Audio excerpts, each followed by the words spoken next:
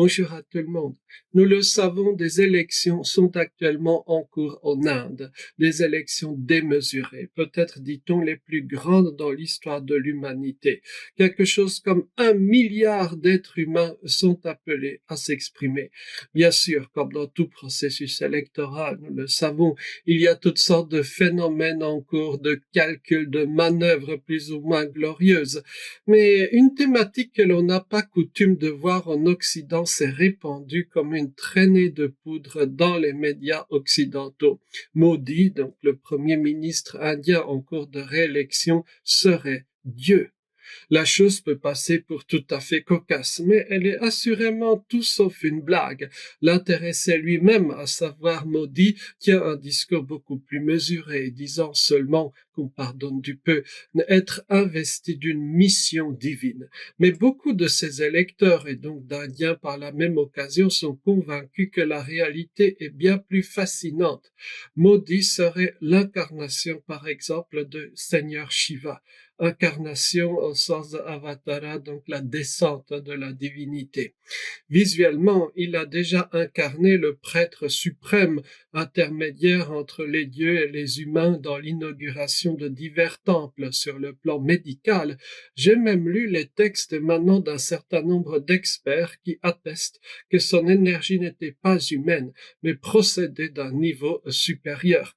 En Occident, bien sûr, prétendre incarner Dieu fait de la personne un candidat idéal à l'asile psychiatrique. On ne peut pas tout à fait blâmer Modi, car désormais dans le grand jeu géopolitique mondial, l'Occident compte sur l'Inde pour damer le pion à la Chine. Bon an, mal an, on ne peut que sourire en silence. Sans oublier que la folie, on le sait, n'est blâmable que chez les petites gens.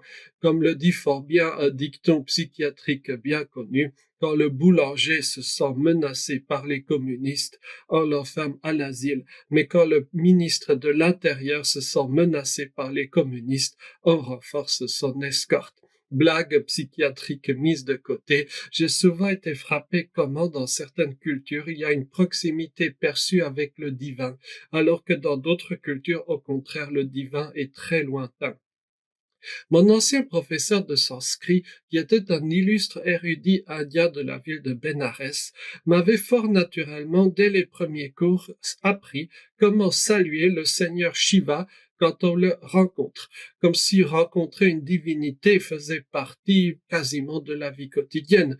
En Europe occidentale, cette disparition de l'expérience quotidienne ou presque du divin s'est progressivement faite entre le XVIIe et le XVIIIe siècle à peu près, peut-être un peu plus tard dans certaines campagnes. Bien sûr, on pourra dire que nous sommes devenus des êtres dits supérieurs, fort rationnels et scientifiques. Peut-être, mais j'en doute fort. Mais en tout cas, cette affirmation a deux conséquences problématiques, douloureuses même.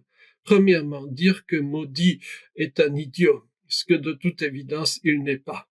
Et il faut bien reconnaître qu'au contraire, il est très fort sur le plan de la stratégie et du management.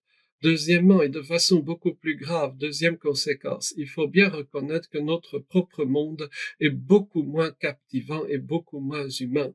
Entre une campagne électorale où il est question de diverses combines politiciennes et une campagne où on peut rencontrer toutes sortes de divinités, le choix est vite fait. On pourrait même dire que sans les rencontres quotidiennes avec le divin, l'être humain ne va pas très bien ici-bas. Merci beaucoup, bonne journée.